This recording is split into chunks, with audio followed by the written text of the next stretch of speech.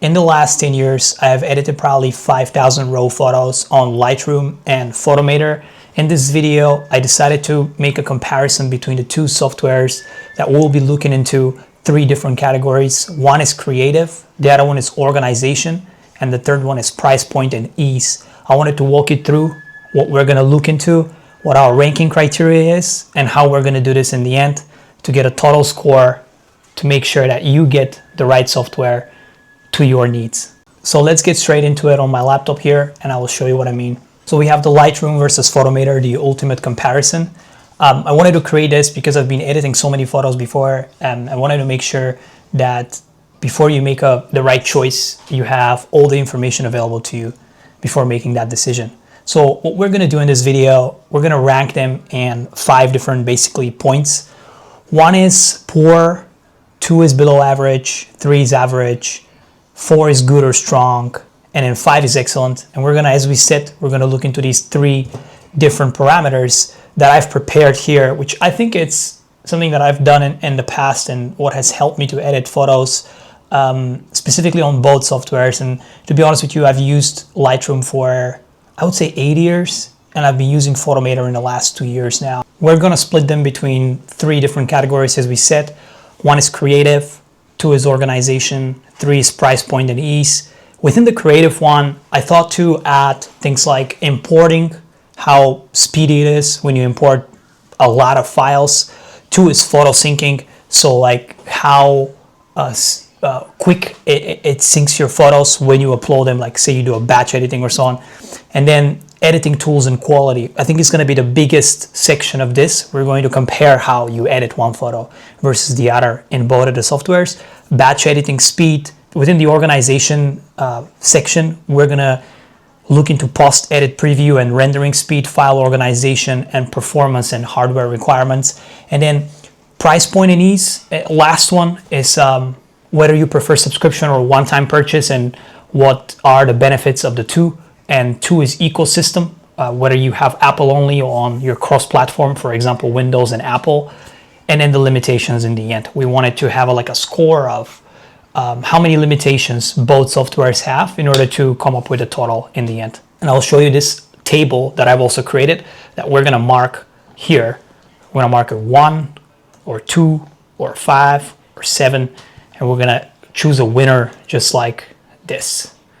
And we're going to be able to pick up a winner in the end, and then we're then going to have a total in the end to decide who wins out of the comparison.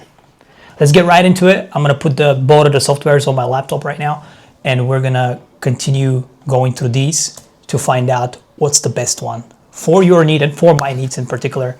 So let's get into it. The first one is importing.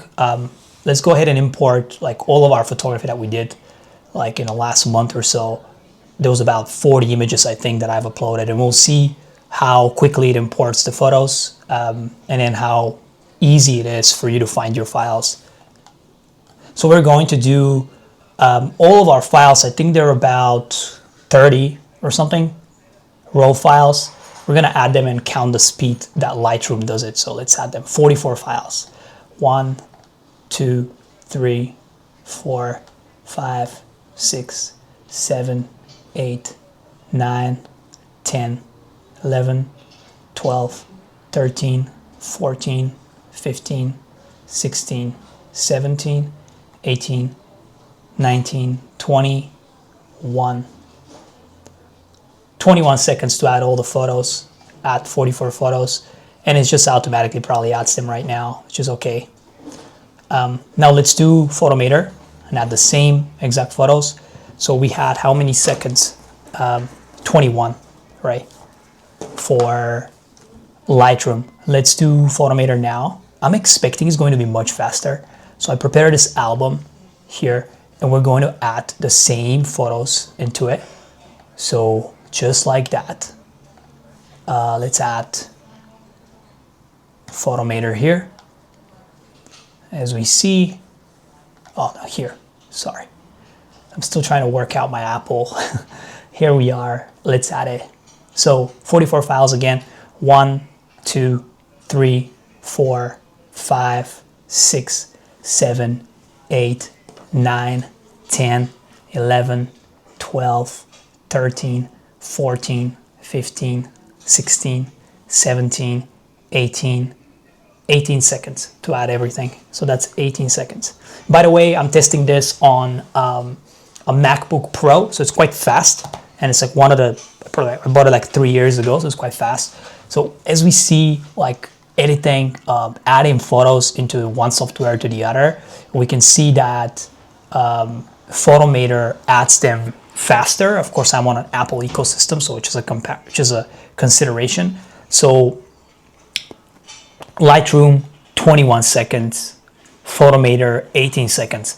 So let's go into our little graph here, or no graph, but table, and add our own scoring now. So importing, we will put, I would say the speed is quite fast. So I would say 4 for Lightroom and 5 for Photomator because it won by 3 seconds. And I think the winner here is definitely Photomator. Now, considering I'm on Apple, right, it's probably a little different for you. But anyway, you can't use Photomator on a Windows laptop. Photo syncing, I think we also, like, we can compare this too. So it synced the photos. When you clicked continue, it synced the photos like almost immediately on Photomator, but Lightroom waited a little bit to like load everything. So it was about 3 seconds to load. I would literally say that Lightroom was about 3 and Photomator is still 5 because it did it just automatically. Like once you added them, it automatically synced them. And that's what Apple is great at in terms of their ecosystem. Now, we're getting into the best part of this, and I think it's gonna take us like 5 minutes to do this, but it's the editing tools and quality. So this is our next section in terms of the creative subset. And that's where I think most of you would be most interested in seeing what are the differences. So let's get into Lightroom first. Let's firstly try to edit this photo, like almost like similar to what we're gonna do in Photomator as well. So firstly, we wanna make sure that we crop it. This is the first thing that I do when I edit my photos. So I do usually 4:5. If you wanna like release it somewhere, share it with people. And the way I'm gonna crop it is like this, because I wanna see the houses only without the cars. And I wanna just have like this kind of photo, if you know what I mean. Sorry. I have ultimate scroll on my laptop and it's just on my mouse and it just scrolls it all the way. So we're gonna do an auto straighten because we don't really mind. We don't want to do the tour. So here, right? So let's start editing. So we're gonna open our little sections here. Light is one. Now you have auto as well, which is great. Like you can just do it, but I never do it, I do it myself. So exposure, let's do it like quickly. I think in terms of the changes, I mean, it's the usual things, right? You got contrast, you got the regular exposure, highlights, contrast, shadow. So I think there's no difference here. I'll show you later as well. Blacks, we're gonna keep it on like this. The curve, I think, is the same, right, for both. Doesn't have any difference, so we're gonna change the curves as well. Very simple, very easy. Still the same editing. Color is one of the differences you'll see on Photomator is the color is the first that you start with, which I agree with. You first get your white balance set up, and then you do anything else, and vibrance, saturation as well. That's great. Color mixer, I think it differentiates a little bit on how it looks, but you can always adjust it. On Photomator, I'll show you how it is, but it's like these little circles, which is like really, really convenient, but you'll see it in the next minute or so. I'll show you what it looks like. So this is the reds, this is the oranges. So you can like change it up a little. So we're gonna like do this perhaps. Point color, I think that's actually, oh, that's point color. So that's basically allows you to like point a color in the picture, and it's gonna just kind of, you can change the hue of it and all this in the colors of it. So which is quite cool. I don't think Photomator has that, but let's check it out. I've been editing on Photomator for a long time, but still don't know. Color grading, I think I was gonna miss it, and people probably say you missed it. So that's what it has, Photomator, right? It's quite simple here. You can just change it, like shadows and everything, and highlights as well. And I think it's quite useful. Now, there's something about it where it's not like smooth when you do it. So you can miss out a little bit on the left or on the right, and it's kind of change your color of the whole image. Texture and the way it's split in like effects, which is kind of interesting. Vignette here, or I think it's called vignette, whatever. And then the grain is here as well. And in detail, I think this one usually people don't really touch it, or at least I think photographers don't do it. Sharpening, I don't really touch it, but it's really, really simple as well to edit. Optics, lens blur. You can do lens, that's interesting. So, see, that's the thing, right? If you're a real, like, if you really like photography, I don't think you will do anything like this because it kind of changes the purpose of it. Otherwise, it becomes overly edited and it's not really fun. This is like your presets. I think this one is like the biggest difference between Lightroom and Photomator. See, presets, and then Photomator also has LUTs. I'll show you later as well how it looks like, but this is really, really interesting. You can like change it up from here. It's super simple as well, I think. And I think this one works really well with iPad from what I've heard from other people. And then here you got the brushes. We're not gonna try anything, but this is the, what is it called? The linear, or the brushes as well that you could do. So you could do object. I've just installed it, that's why it's it shows me like tours and everything. So here you go, brush.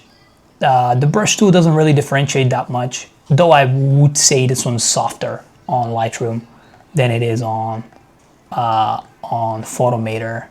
And then here you can change the light, see how it changes and so on, contrast and everything. So I think it's quite simple. All in all, the kind of software is quite similar, but I'll show you how Photomator looks like and what are the main differences as well. And then we're gonna rank it. So let's go straight into Photomator right now and we'll see the differences. So here's Photomator. We've updated our photos here. And here's we pick this photo, right? So now mind you, I've already cropped it, but I'll crop it again because we wanted to do this, right? And so we wanted to do this. And so here, kind of similar photo, like call it a day that it's a similar photo, probably not the same exactly, but as you can see, this is our photo. And see how like Photomator has these, I love these type of sections here that you can just toggle quite simply and add any. So they have white balance, basic changes, which are basically the main parts of the image, like exposure, highlights, and so on. Selective clarity is one that's really interesting as well. And then I'll show you color balance and so on. White balance first, which I agree with. Like in photography, the first thing that you have is white balance, and you can just match the white balance like this as well if you really want to play around with it. If you don't want to play around with it, you can just do it like this.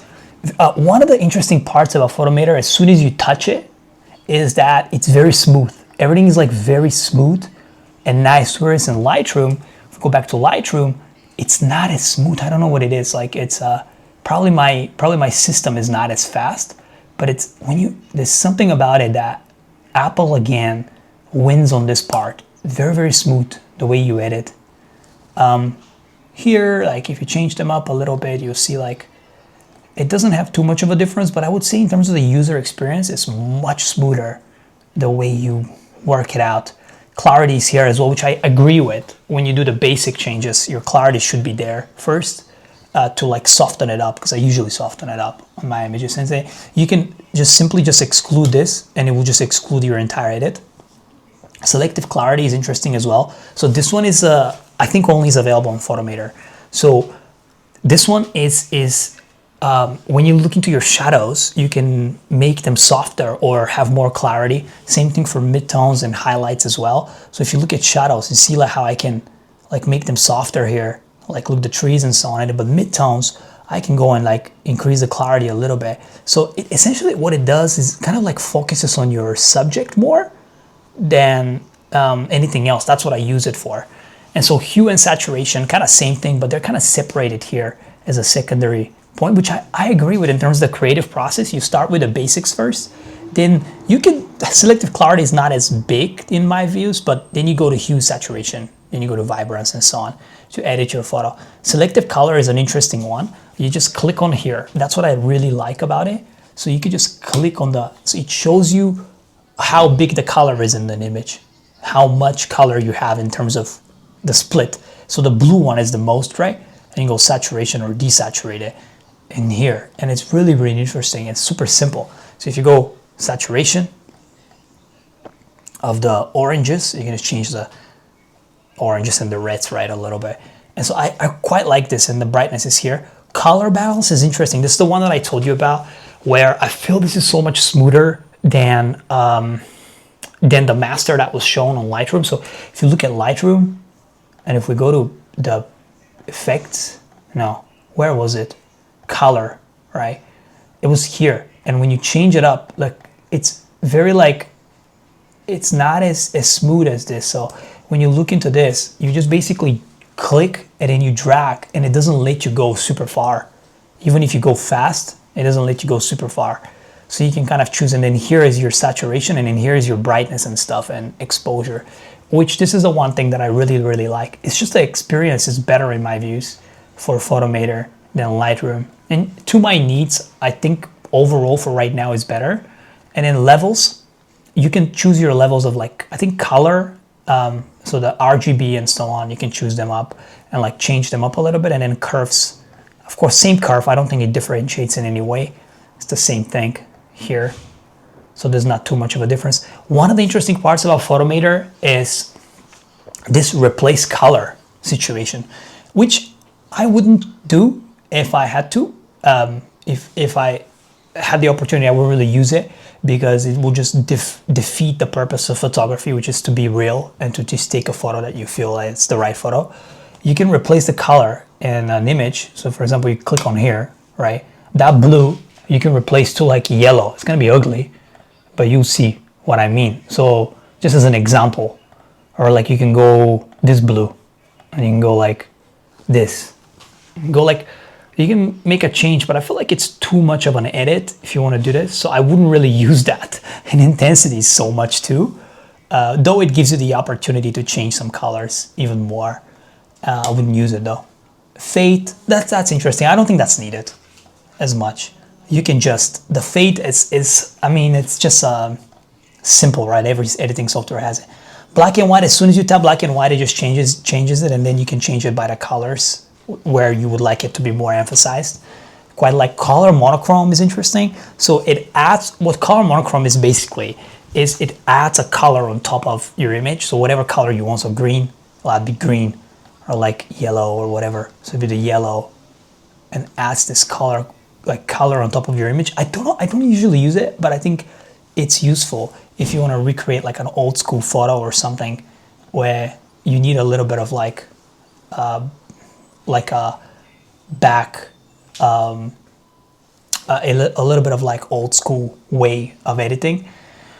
Channel mixer, this one I don't really touch as much, but basically takes the colors like green, and like you can kind of, it's kind of like a hue for each color essentially, and you just end up with a certain color when you combine them both, or I think that's what it means. I'm not as experienced, probably most people here.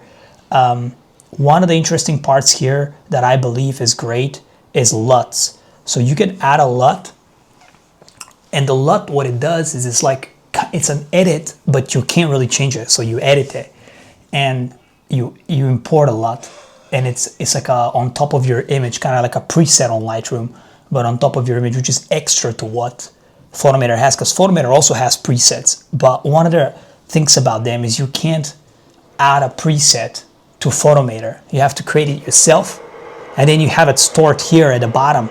As you can see, here at the bottom are all your presets that you have stored. So the LUT is more like put a blanket edit, and then you can, of course, edit it on top of it, but it gives you that quick baseline that you want to start with. So here are the LUTs. You can just add any that you had in your import. You can also import them and like choose a LUT if you want.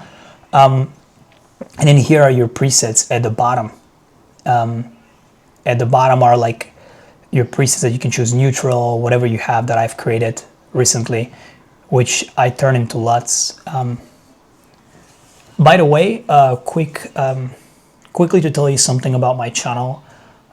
As you can see from the channel, I don't particularly use any sponsorships or anything like that, because I want to keep it as real as possible for the viewer, and to help as many people as possible that I can maybe get inspired to do photography more, have pick up your camera and go outside and so on, and then try to create tutorials for people to edit their photos and comparisons like this as well. And because of this, I recently decided to create my own website, which is called DGX Creative. And later on, I plan on making this like a company with people that would do creative endeavors like documentaries and so on. But as I just started it, my only basically kind of income from YouTube is if somebody actually goes and buys something off it. So I've created a set of these presets. If you're interested in getting any of them, or they will help you out with Photomator, you can apply those LUTs, which are basically these presets that I created, but within Photomator, you have to add a LUT.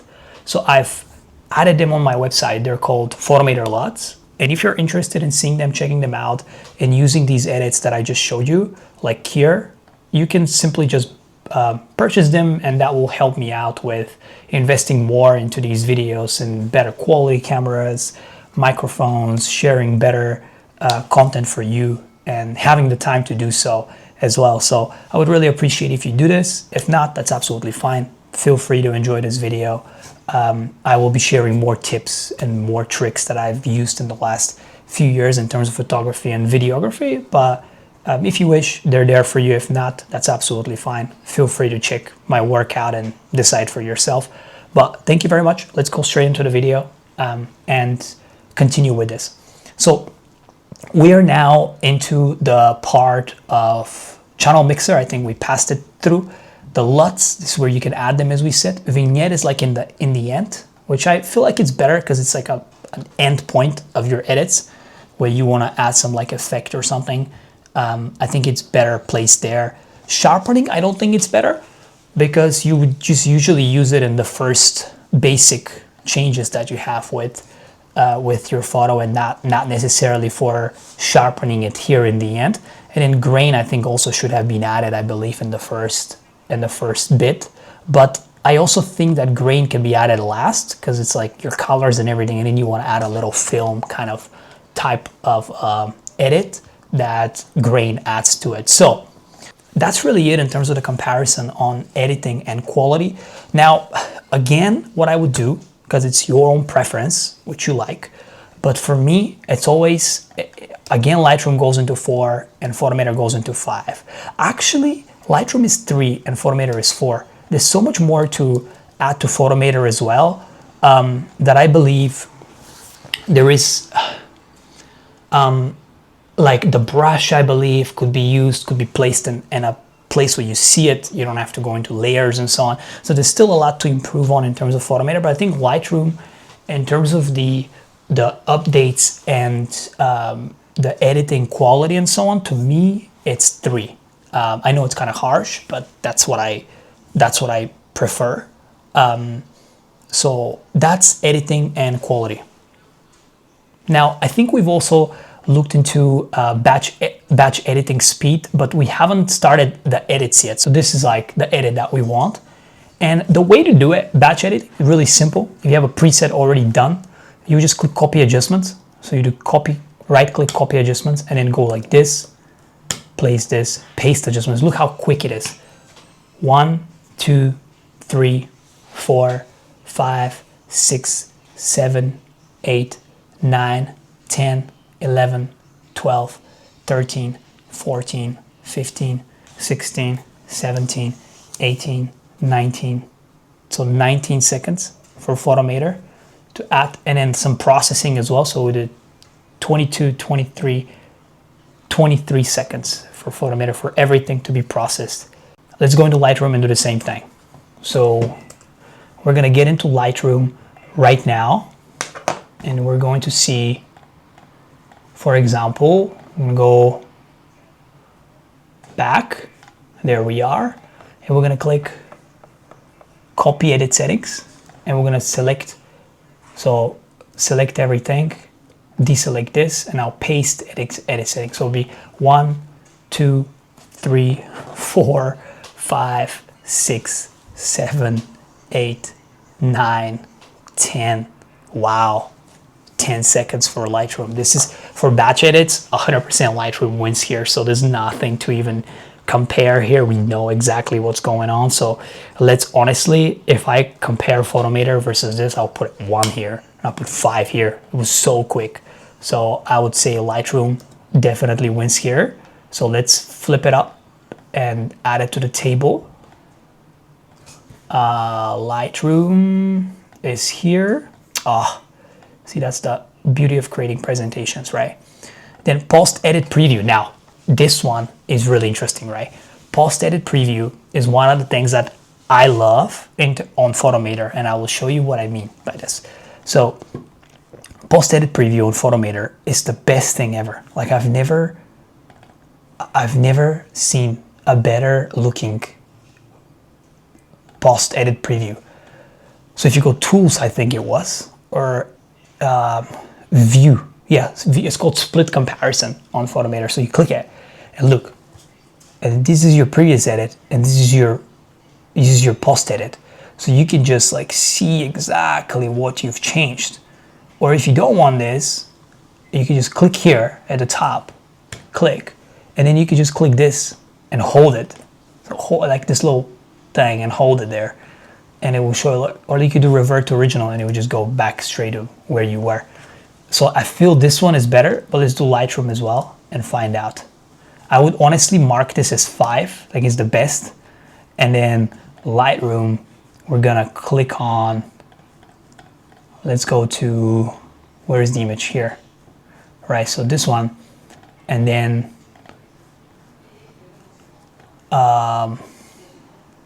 we're going to, see that's why I don't like enhance with AI and all that stuff. I don't like that they do.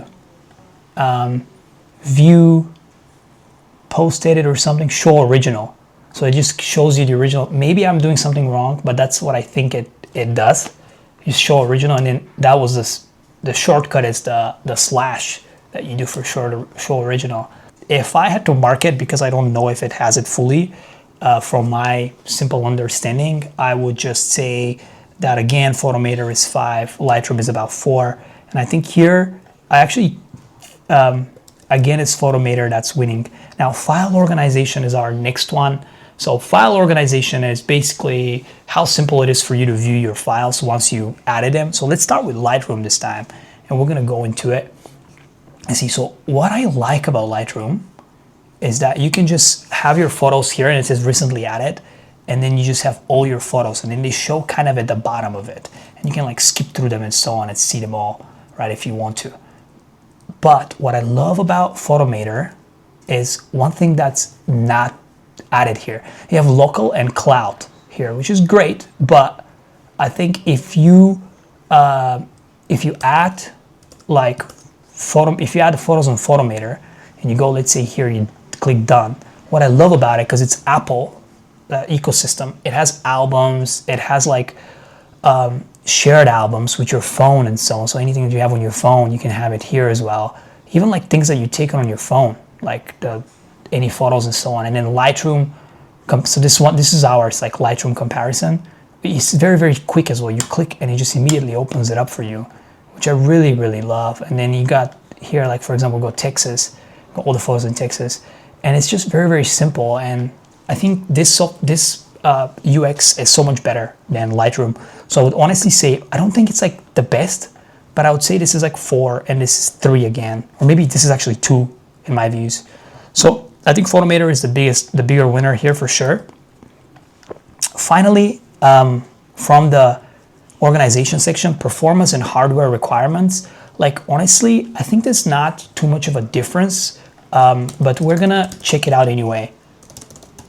And we're gonna see what do you need to run Adobe Lightroom. So 2 gigahertz, 64-bit processor, 8 gigs of RAM, so 16 gigs usually recommended. Disk space is about 10 gigs. How fast my computer needs to be to run Photomator. So M3, M4, Mac OS, RAM, again 16, right? So I think Lightroom could be run on a simpler, like a less system requirement. So I think actually Photomator is is the larger software, Apple Silicon and so on. It takes a lot. It's also more expensive to have this. So I believe when you compare them, so this is Photomator speed. I think also, but in terms of the requirements of your computer is one, but in terms of speed, once you add everything, once you like are actually working on it, it's so much faster than Lightroom. But if we're looking solely in terms of your requirement for speed, I would say I would put them all at par, and I would do like maybe 3-3 because you know they all require so much, and I think they're kind of together in the one. So I would say this one for sure is kind of draw right now. We're getting into the most interesting point of both softwares, which I think is going to open your eyes a little bit more, and that is subscription versus one-time purchase. Now, when you compare the subscription for Adobe Lightroom and Photomator, you see that Photomator is always cheaper. Now let's do a Lightroom subscription cost. If you just want Lightroom subscription, how much is it? So it could be about $10 a month for 20 gigabyte photography memory, but usually it's about $12 because people buy it. People have the bundle option usually with Photoshop, right? So $11.99. In the UK, that's about $11.99 too in terms of pounds. Now, one of the interesting parts about Photomator is that it's so much cheaper, and I don't understand why. So it's $7.99 per month or $29.99 per year. Now this is per year. Lightroom and Photoshop is about $120 per year, and this is $29.99 per year.